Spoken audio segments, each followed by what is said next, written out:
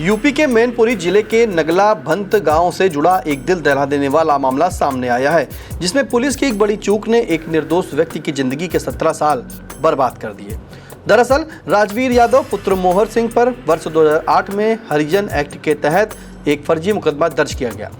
वो मामला उनके भाई रामवीर यादव पर होना था, लेकिन पुलिस ने न नाम सुना न पहचान परखी और राजवीर को ही आरोपी बना दिया। इतना ही नहीं, पुलिस ने बिना जांच पड़ताल के राजवीर पर गैंगस्टर एक्ट तक थोप दिया।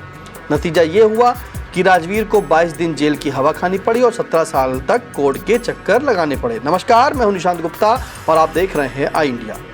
राजवीर ने बार बार खुद को निर्दोष बताते हुए कहा कि वो राजवीर है, रामवीर नहीं। अब आप समझ सकते हैं कि जब राजवीर खुद बता रहा है कि वो निर्दोष है और वो रामवीर नहीं है, क्योंकि रामवीर दोषी था, लेकिन पुलिस ने एक ना सुनी। तो पहले आइए अब तो राजवीर को सुन लेते हैं।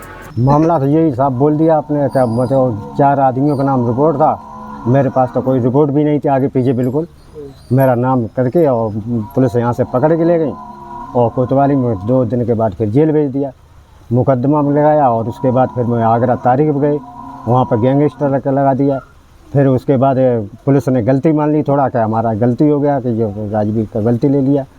तो उसके बाद फिर मुझे रिहा कर दिया। रिहा करने के बाद फिर 4 सीट में पुलिस ने फिर दोबारा लिख दिया गैंगस्टर में।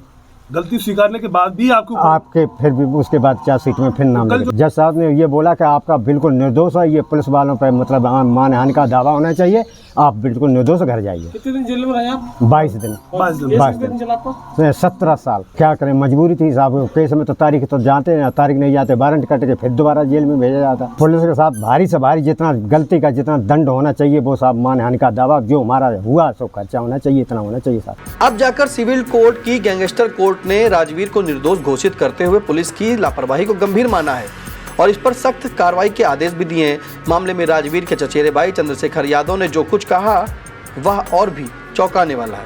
तो जो लोग वोट डालते तो उन लोगों ने ये कहा वोट बदफा में दो, तो जो लोग नहीं माने तो उस रंजित की वजह से फर्जी एक बदनपुर से एक आदमी को ले जाके पहले तो उनके खिलाफ हरिजन एक्ट मुकदमा लिखवा दिया 4 लोगों के खिलाफ। उसके बाद एक दरोगा जी थे शेर सिंह, यहाँ हमारी चौकी पे औंसा रोड चौकी पे, उन्होंने एक ट्रक की लूट में और पुलिस मुठभेड़ में एक मनोज को गिरफ्तार दिखा दिया, जबकि मनोज को घर से पुलिस पकड़ के ले गई थी।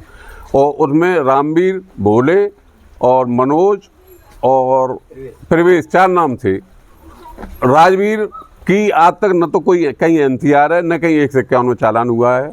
राजवीर को पता नहीं कैसे जब गैंगस्टर चार्ट बनाया उसमें राजवीर सिंह का नाम लिख दिया। क्या रामवीर की जगह राजवीर को हाँ, रामवीर सिंह की जगह राजवीर सिंह नाम लिख दिया। मुकदमा चला, आगरा गैंगस्टर कोर्ट थी, उसमें राजवीर सिंह पेश हुए। कोर्ट ने उन इंस्पेक्टर साहब को भी बुलाया, ओम प्रकाश जी को। ओम प्रकाश जी से ये कहा कि आपसे गलती, उन्होंने कहा हमसे साहब गलती हो गई, हम क्षमा चाहते हैं, लेकिन इन्हें छोड़ दिया राजवीर सिंह को। लेकिन जब 4 सीट लगाई उन्हीं ओम प्रकाश जी ने, तब फिर राजवीर सिंह लग दिया।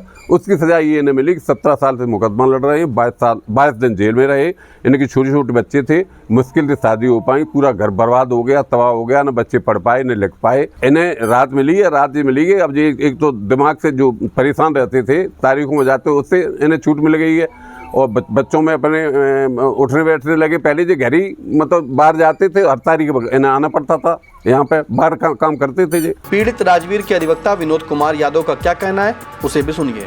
में एक्चुअली ये था कि गैंगस्टर लगाया गया 4 लोगों पे, प्रवेश, मनोज यादव, भोला यादव और रामवीर यादव उसमें एक्यूज थे। रामवीर की जगह राजवीर को एक्यूज मानते हुए गैंग चार्ट तैयार किया, गैंगस्टर की FIR की और उसके बाद राजवीर को ही अरेस्ट कर लिया। ये 2008 का मैटर है। उस समय गैंगस्टर का कोर्ट आगरा होता था, तो मैं आगरा गया, वहाँ मैंने एक प्रार्थना पत्र दिया जज साहब को कि साहब ये राजवीर बिल्कुल निर्दोष है, इसके खिलाफ कोई NCR तक दर्ज नहीं है, फिर भी पुलिस ने इसे गैंगस्टर बना दिया है और इसका गैंगस्टर में चालान कर दिया। तो तत्कालीन जज साहब ने थाना औंछा से वो क्या नाम कोतवाली से रिपोर्ट मांगी कि इसके एक्चुअली क्या है। इंस्पेक्टर को तलब किया, 2 बार डेट बढ़ गई, इंस्पेक्टर साहब नहीं पहुँचे। उस समय कोई घटना हो गई थी ऐसी, कोई आग फाग कहीं चौकी में लगा दी थी दंडार में। उसके बाद जब इंस्पेक्टर साहब वहाँ गए तो उन्होंने लिखित में माफ़ी मांगी कोर्ट से कि साहब राजवीर को गलत चालान हुआ है, इनका कोई रोल नहीं।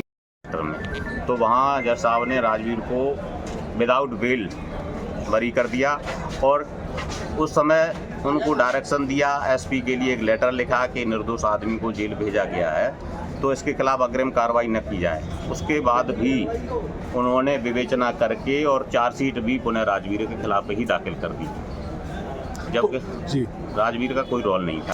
इसके बाद 2019 में मैंने बहस की, एक जज साहब थे शक्ति सिंह यादव, उस समय उन्होंने भी एक लेटर लिखा और उस समय जो इंस्पेक्टर थे उनको तलब किया। वो इंस्पेक्टर भी कोर्ट में आके बता गए कि साहब ये निर्दोष थे और गलत जेल गए हैं। उसके बावजूद फिर मामला चलता रहा। ये प्रार्थना पत्र जो 15/7 में डिस्पोजल हुआ, जिसमें राजवीर को उन्मोचित किया गया है कि ये गलत मुलजिमिन के खिलाफ गलत चार्जशीट दाखिल की थी, ये 2016 से पेंडिंग था।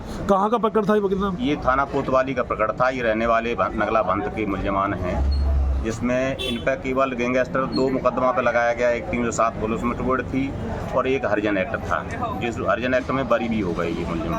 अब जबकि अदालत ने राजवीर यादव को निर्दोष घोषित कर दिया है और पुलिस की गंभीर लापरवाही पर कार्रवाई के आदेश दिए हैं, लेकिन सवाल उठता है क्या सिर्फ न्याय मिल जाना ही पर्याप्त है?